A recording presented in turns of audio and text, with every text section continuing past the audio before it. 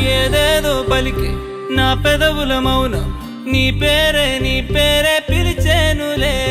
నీ పిచ్చితోనే అల్లాడే ప్రాణం నిన్నేలే